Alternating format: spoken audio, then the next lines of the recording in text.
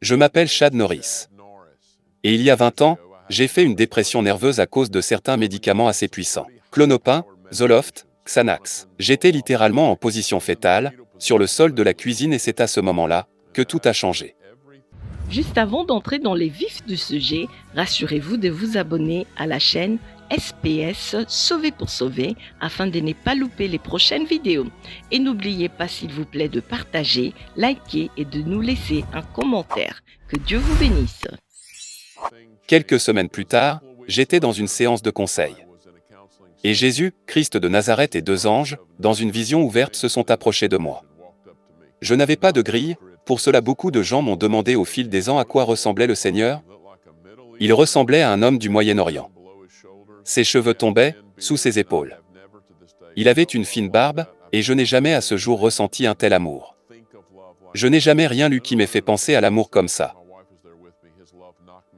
J'étais dans une chambre avec un conseiller, ma femme était là avec moi, son amour m'a fait tomber de ma chaise, un ange mesurait 9 pieds de haut, un mesurait 6 pieds de haut. L'ange qui mesurait 9 pieds, avait une épée, Jésus était gentil compatissant m'a pris au dépourvu, parce que, ce qu'il portait ressemblait à quelque chose de coûtait. Et cet ex-baptiste n'avait pas vraiment de grille pour ça. Je suis diplômé de l'école Bison Divinity School. J'étais dans le monde universitaire, et je n'avais pas prévu que ma vie soit bouleversée. Il m'a sauvé la vie, Jésus m'a dit 2 fois la même chose. 2 fois il a dit « Je suis votre guérisseur, fais-moi confiance, je suis votre guérisseur, fais-moi confiance ». Depuis ce jour, jusqu'à maintenant ça fait 20 ans. Je n'ai jamais cherché à être charismatique, je n'ai jamais cherché à être prophétique, pourtant je suis là, j'ai vu des yeux aveugles s'ouvrir. J'opère à un niveau prophétique, qui est à un niveau élevé. Non pas parce que j'essaie de faire ces choses, mais parce qu'après cette rencontre j'ai prié une prière, disant que je veux être votre meilleur ami. Je pensais que Dieu était un bourreau, je pensais qu'il était méchant. Et je n'ai jamais eu de problème avec le Seigneur, mais quand j'ai vu le Seigneur cette nuit-là, et que sa gentillesse m'a fait tomber de ma chaise, j'ai réalisé, attendez une minute, c'est comme ça que le Père est aussi. Toutes ces images me revinrent à l'esprit de Jésus pardonnant à la femme surprise en flagrant délit d'adultère. C'est le Père qui lui pardonne, c'est la gentillesse de Dieu qui m'a conduit dans un voyage jusqu'à ce jour. J'ai décrit que je me sentais vraiment comme Alice au pays des merveilles, dans cette histoire où le lapin blanc la dépasse et elle descend dans le trou. Et continue de découvrir ce qu'elle ne savait pas, c'est comme si j'étais entré dans un monde dont j'ignorais même l'existence. Je veux dire vous parler d'une personne qui était si religieuse, l'idée de parler à Dieu et que Dieu vous réponde, je n'aurais pas fait ça, depuis 1 million d'années. Et aujourd'hui j'ai probablement prophétisé plus de 10 personnes, et c'est sans effort. Et ce n'est pas si grave, c'est la passion de ma vie. Vous n'avez pas besoin d'être le grand homme de Dieu, la grande femme de Dieu, il suffit juste de tomber amoureux du Créateur du monde. C'est la personne la plus gentille que j'ai jamais rencontrée de ma vie.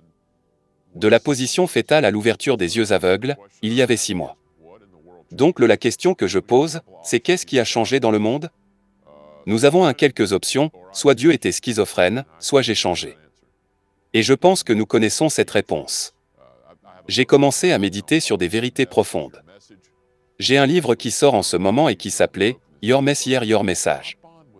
Il s'agit essentiellement de permettre à Dieu d'utiliser votre propre brisement pour aider les autres.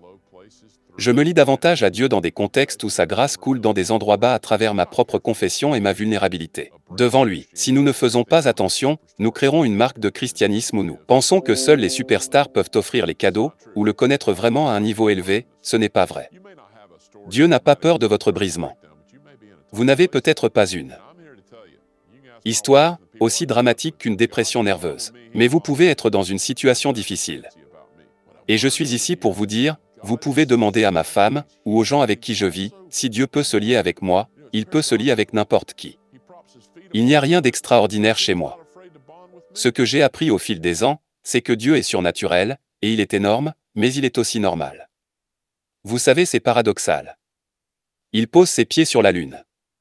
Mais en même temps, il n'a pas non plus peur de créer de liens avec moi. L'autre jour, je lis l'histoire de Zachée. Et il regarde Zachée, il dit « Hey !» L'appelle par son nom. « Je viens chez toi ce soir. » Je suis toujours pris au dépourvu toutes ces années plus tard, que non seulement il m'aimait, alors il m'aime maintenant, Il aime faire partie de ma vie quotidienne. Vous savez, nous aimons enseigner sur le surnaturel, naturel. J'aime enseigner sur le prophétique de manière courante. Il n'y a pas de superstar dans le royaume de Dieu. En fait, voici ce dont Paul a passé la plupart de son temps à se vanter, sa propre faiblesse. Paul a dit « Je suis le chef des pécheurs » il y a quelques années. Le Saint-Esprit m'a demandé d'envoyer le personnel, que je dirige à une réunion des alcooliques anonymes.